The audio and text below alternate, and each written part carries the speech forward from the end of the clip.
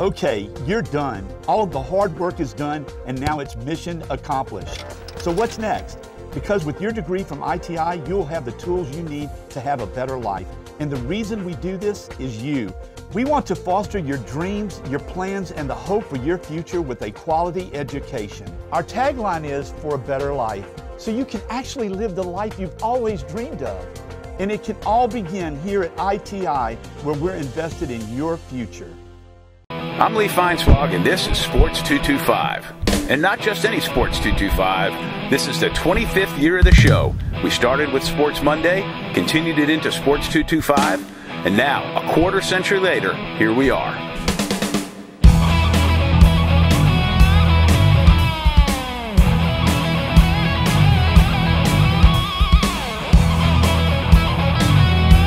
Sports 225 is sponsored by Breck. And now, me.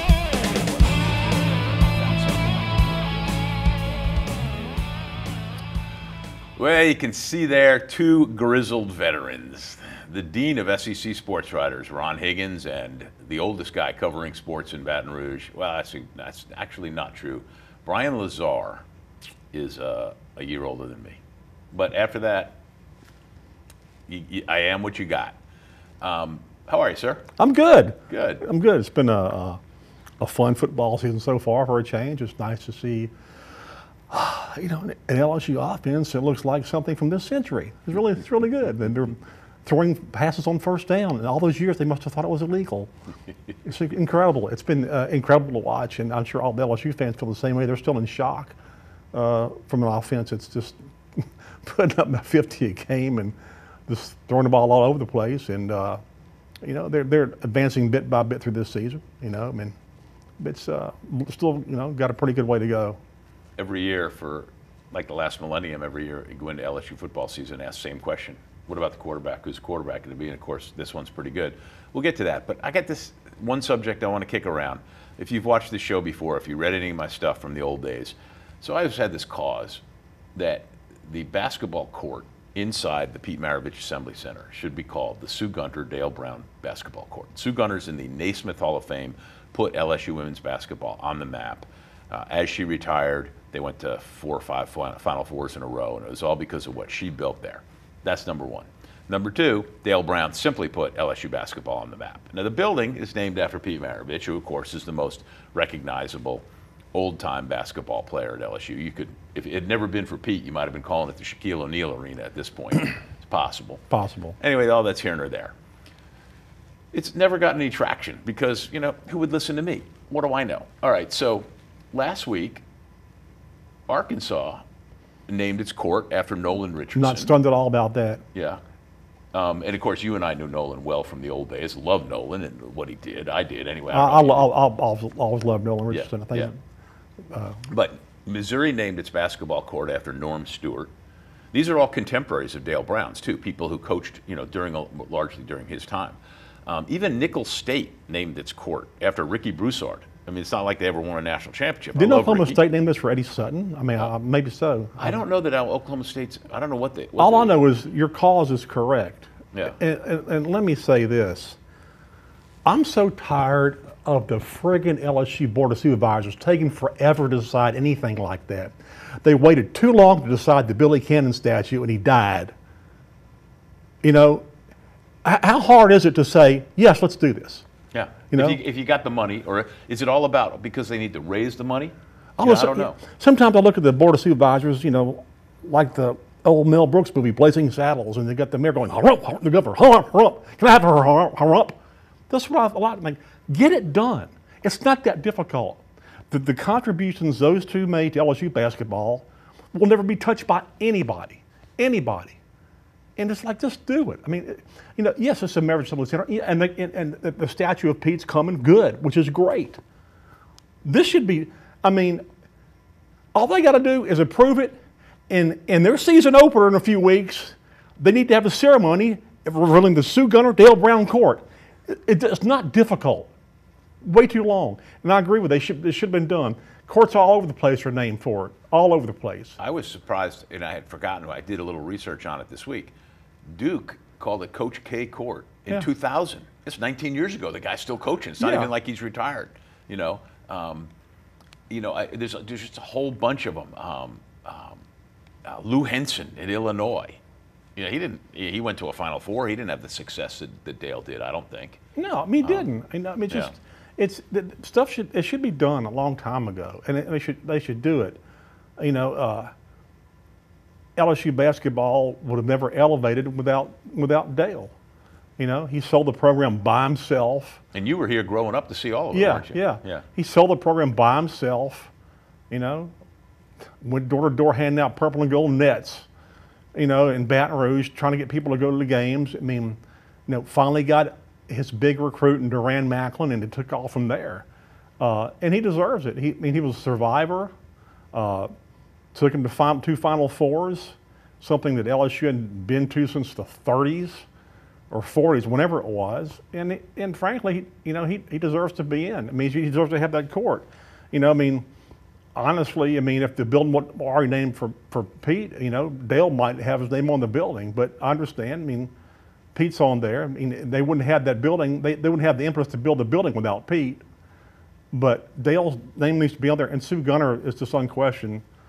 She's in the Hall of Fame. That's all you need to say. She's in the Naismith Hall of Fame. Yeah, and she's in the Women's College Basketball Hall of Fame. She's in some others, but the Naismith Hall of Fame. It's like the Pro Football Hall of Fame. Yeah. That's the ultimate. You can't get any higher than that. Right. It should have been like a no-brainer. But I don't know what the great discussion needs to be in this. Okay, all in favor of naming the Gunner around the court, say aye. Aye. Okay, pass it. Done. Magic marker. Yeah. Go find the guy to paint the court, really. Eddie Palubinskas, who else? Here in town, he does those. Eddie, who was, one of Dale's first teams. True. Greatest free throw shooter ever at LSU. Australian wonder, designs courts. There you go. Maybe for Dale, it should be Dale Brown Court. It should have just a fist like this doing that. Ooh, a little logo, sort of like the Jordan has the little the Jordan logo. Dale's, because you always saw Dale going. I like that. There you go. Yeah. So that's why I get the Dean of SEC Sports Writers to come on the show every couple of months, because he's the best. Thank you for agreeing with me. Oh, absolutely. I write about it sometimes. So you've been right for years about this, and they just need to listen. They waited too long and moved too slow on so many of these things, and I didn't get it. Still don't get it. All right. Well, we moved pretty slow and fast both of that segment. We got to take a break. When we get back, we will talk some football with the guy who's seen more SEC football probably than any active journalist alive. I will go say that for sure. I'm Lee Feinswag, he's Ron Higgins, and this is Sports 225.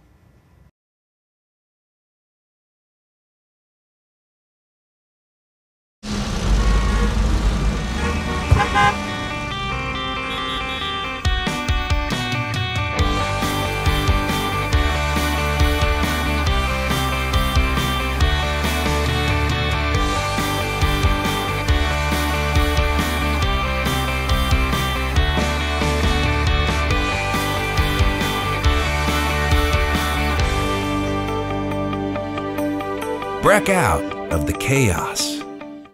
Back on Sports 225, hanging out with Ron Higgins, the Dean of SEC Sports Writers, because he has been doing this since you were in high school in the 70s. In the 70s, yeah. I know. You've told that story before. He is a veteran of both the old Baton Rouge Morning Advocate, before it became the Advocate, the Memphis Commercial Appeal, the paper in Mobile, back to the Commercial Appeal, the TimesPicayune/NOLA.com, and now TigersDetail.com. Did I get all that right? Yeah. I could write your resume. I had my 80-day vacation in Jackson, Mississippi last football season. That's right. I forgot about that last football season. It's kind of like, I look at that kind of like that dream sequence from the whole thing of Dallas. When the whole season of Dallas was like in the end was decided like it was a dream sequence in his shower. That's why I look at Jackson. It was a dream sequence. Did that happen? But Ron's writing a book, finishing up one with Ross Dellinger, who used to be with The Advocate, now is with Sports Illustrated.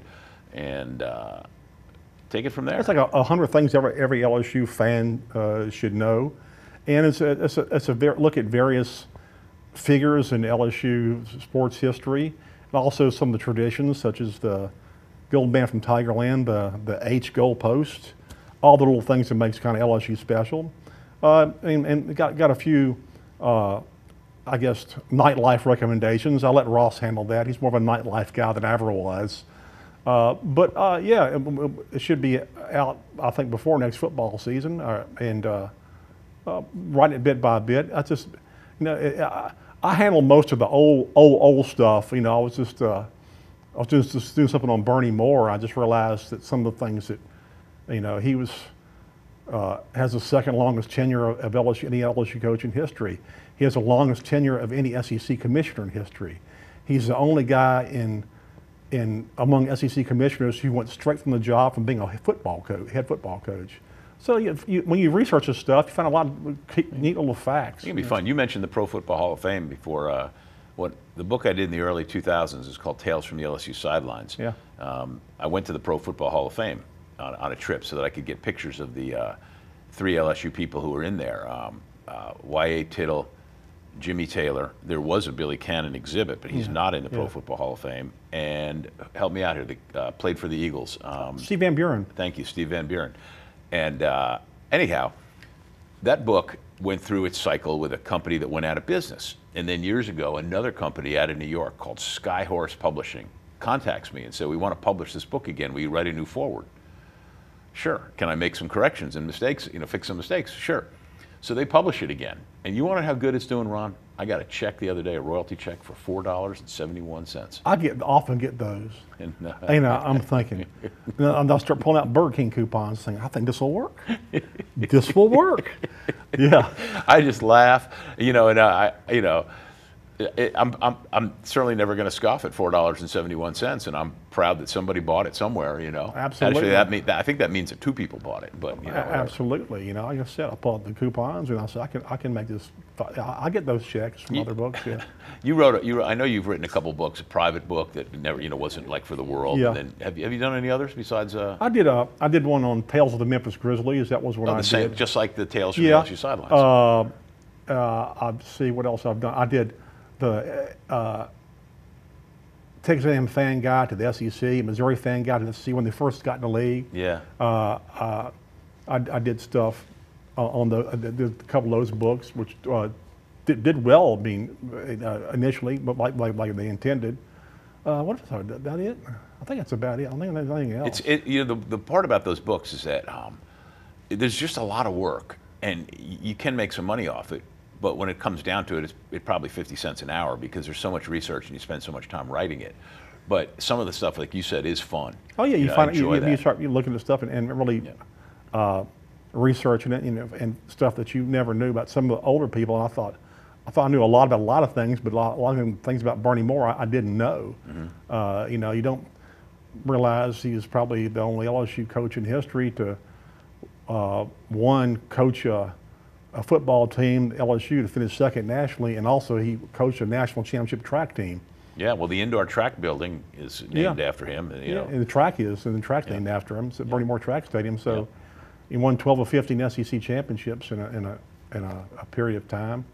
And it was interesting just looking at some of his stuff he did. But this book will take you all the way through this year. I have a feeling that we'll probably have a chapter on Joe Burrow before it's over, because the impact he's had these last couple of years, especially this year, where it's just been so much fun watching him play, and it's so much fun dealing with him on a daily basis, or weekly basis. It's so much fun dealing with a guy who is just funny and insightful and doesn't take himself seriously. It's refreshing. Well, that's a good one to make a transition to the break and come back with, and we'll pick up with him. But I believe it's truly his Heisman Trophy to lose at this point. Yeah, all of his big games are ahead of him. Yeah, and he understands, and so does Orgeron. He understands. You play well in the big games, you're probably going to win it. Yeah. And so far, he's played pretty well in the big games, and so he's got one upcoming this week against Auburn, and he's got Alabama in 2 weeks, and those are 2 huge games on the resume. Well, Ron Higgins is always my Heisman Trophy winner. You like that? Oh, yeah. All right. It's Sports 225. We'll be right back.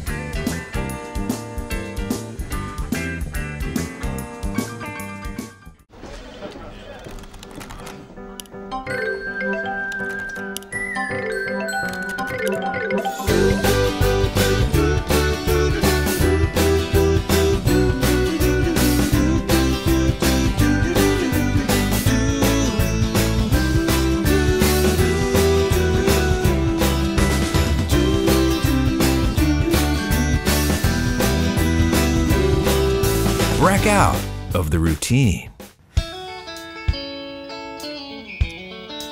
I remember when I started Sports Monday, which is morphed into this show, Sports 225, 25 years ago, and about 3 or 4 shows in, I was working out at the YMCA, and this woman came up to me and she said, "Can I tell you something?" I said, "What?" She goes, "You're much too classy to wear blue jeans on television." And I thought, and I said to her, "Well, no, I'm not." But these look like crap. Can you show that wide shot again? They just look bad, you know. I mean, they kind of match up with my blue shoes, but I don't get it. Anyway, yeah. So maybe she was right, but it took me a long time to recognize it. I have to retire these. I got too much wear on them. So if you're still living, just know that you were right. All right. I don't know if that person is or not. So we talked about Joe Burrow, the LSU quarterback. He is a really good, poised athlete who passes the ball really well. He puts the ball in places where receivers can catch it. And this year, unlike previous years, balls to the receivers are caught by those receivers. LSU led the Free Nation in drop passes, I think, like the last 30 last year. Oh, yeah, I mean, this year, you know, it just goes back to the summer where both Burrow and the receivers worked exceptionally hard together. And also the receivers with the boy wonder passing game coordinator Joe Brady, all the strange drills that he had for them to improve stuff like not just the standard, well, we're going to shoot tennis balls at you and catch them, but stuff like standing behind a closed door and opening it and having to catch a ball being thrown at you. And you can see the concentration that just last week, or how many times have you seen this year where you see Burrow throw a ball through a keyhole and it's like it goes through a maze of hands and else you got to catch it, doesn't drop it. And that goes back to that drill. Basically, all of a sudden this door opens and the ball's right here and you got to catch it. All these innovative drills they've done have really helped their receivers. And again, all the off-season work Burrow put in with his receivers. Remember last year when Joe Burrow got here last summer, he didn't have time to work with the receivers. He barely knew who they were. And in the off-season, they've really worked hard together. And that's why they're so really, honestly, so good in the red zone this year on touchdowns, because they do a lot of red zone work too. I mean, and it's just, you watch them and plus the fact their whole offense is based on the receivers running their routes and changing their routes as they read the defense, and Burrow understanding where they're going to change their routes too. All this stuff's going on while the play's going on. Very intricate, but they all know their stuff. Burrow, because he's a graduate student, practically as a member of the coaching staff, he's over there so much looking at film. Well, he went to campus for the first time this year, yeah, even though he was here all last year. Yeah, you know, it's like, because he takes graduate courses, but he does it online. And basically, he's a football student. Yeah. And there's nothing wrong with that. It's still legal by NCAA standards.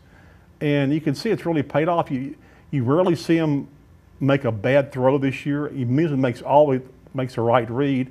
And they're running an offense, quite frankly, where you've got 3 guys open on every play, and he just has a choice of who to throw to. If you go back in a game and watch a replay and you stop it right when he's going to throw the ball, you look, he's got 3 guys open. You're like, and I asked myself, so how do you decide? He goes, well, I mean, probably most open guy. I said, how do you decide the most open guy? He goes, I mean, it's, you know, I mean, if I've got an open guy that I think gets some major yardage, I'll throw it to him. I said, but you realize you got all these guys open. I mean, you see it on film. He goes, oh yeah. He goes, also during the game, because every receiver comes back to me and goes, hey, I was open. And I'll say, well, yeah, but he was open too. I'll get to you. And it's been a delight to watch, and they've needed it because, frankly, their defense hasn't been good as it has been in the past. It's kind of getting there now a little bit. A lot of people blamed it on all the injuries. I didn't particularly blame on injuries. People would say, well, they're all their lines beat up and they're not there and blah, blah. I'm like, hey, everybody was on board the Texas game. They were all there in the Texas game and just got killed. So don't tell me it's all about injuries. They are getting their guys back. I mean, I still think their pass rush is pretty weak. They can't pass rush with 4 people. They need to blitz more and do things and need to cover man-to-man rather than zone. But for the first time ever, LSU has an offense that's equipped to win shootout games. And it's kind of like, kind of like the way it is now in college football. I mean, well, the Big 12 set us up for that, didn't they? Yeah. Like in the last decade. Yeah, I mean, it's kind of like the way college football is now. You have to win shootouts. Yeah. And more games are like this. I mean, Alabama's giving up a ton of points, and they're still winning. I know the old-time football fan goes, well, man, the defense is awful because we're giving up 28 points a game. Yeah, but you just scored 55. And that's kind of like the way it is because everybody's running quick offenses, and there's more plays being run. And more plays being run with better athletes, sometimes you only give up points now. You don't want to, but you do. Yeah, I mean, the only team in the league, only highly ranked team that I still think runs an old-fashioned offense is Georgia. And I wonder about they need to open it up more because they got a hell of a quarterback. You know, you're lucky that you go to the games because if you were home watching the games like I do, you would know that Joe Burrow has two parents who come to all the games, and they're on TV a lot. In fact, CBS might be rivaling NBC for Michael Phelps' mother on those two. Or Kramer Robertson's. You remember Kim Mulkey's Kramer Robertson's mother? No way. No way. Yeah. Really? Yeah. Yeah, and Joe Burrow's dad was a coach. That's unbelievable. Yeah. You know. No, I mean, really, I'm one of those guys that when I watch a game, I don't want to know what's going on in the stands and everywhere else. And I just want to see the action, and I want to see good replays. You know, Burrow's dad didn't actually coach him per se. You know, people don't know that, but, you know, as Joe said, he goes, he never coached me. He goes, well, he coached me one time. He goes, when I was, I think, 8th or 9th grade basketball, our coach was sick, and so another parent and my dad agreed to coach, and he goes, he got angry at me because I'm a three-point shooter. That's what I do. I shoot threes, and he got me for shooting 23s. And so out after the game, we got into it in the parking lot. He was telling me, you know, you can't shoot many threes. I said, Dad, you're not my coach. There you go. Oh, my. And I'm not blaming Joe Burrow's dad for that, by the way. I blame the television. Anyway, Ron Higgins is here. We got a little bit of time left on this Sports 225, and we'll be right back.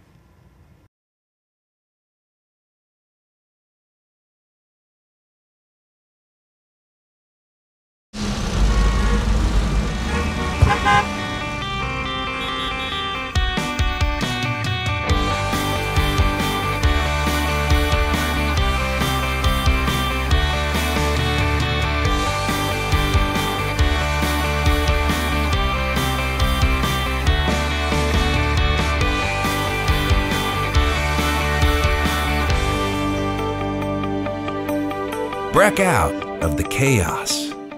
Coming down the home stretch of another Sports 225, thanks to Nils Breckoff for pushing all the buttons, making the show happen back in the control booth. Go to sports225.com for all the show listings on CST and Your View. Ron Higgins is here. Read his stuff at tigerdetails.com. Follow him at Ron Higg. And LSU plays Auburn in football this Saturday. A nice early start. I love those. Takes a week off and then plays Alabama. Of course, if LSU loses to Auburn, it takes all the air out of everything. And then, but let's just assume, for argument's sake, LSU beats Auburn, has the week off, and then plays Alabama for the Universal Championship. That's their best chance ever to beat Alabama, and forever, because it has an offense that Alabama just, in past years, defense could sit in lawn chairs and basically cover LSU's offense. They knew what was coming. Here's a handoff. Here's a handoff. Here's a pitch. Here's a handoff. That's it.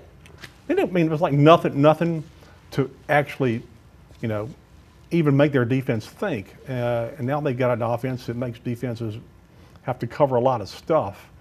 And, Alabama quarterback, Tua Tagovailoa, is he hurt? I mean, he's hurt. He's hurt bad enough to. Surgeries with screws. I don't know. I just, first of all, that I like Nick Saban a lot. I think Nick Saban, despite what some LSU fans think, I think Nick Saban saved LSU's football program from being in the garbage dump and where it is now. If I'm Nick, I know he feels like he has to win, but for the sake of that kid, I wouldn't play him. I just wouldn't. If he's, I'm not going to send that kid out there on one leg. Play LSU's deep. I don't know. Last year, people said, "Well, he was out there one leg last year." This year's a little bit different. Yeah. I hope that Nick sits him, not just because it'll help LSU.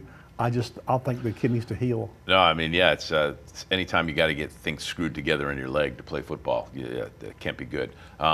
As always, enjoyed it. Read his stuff at tigerdetails.com. Follow him on Twitter at Ron Higg. And always good to be here. Good deal. All right. Thanks for watching Sports 225 and enjoy those games we talked about.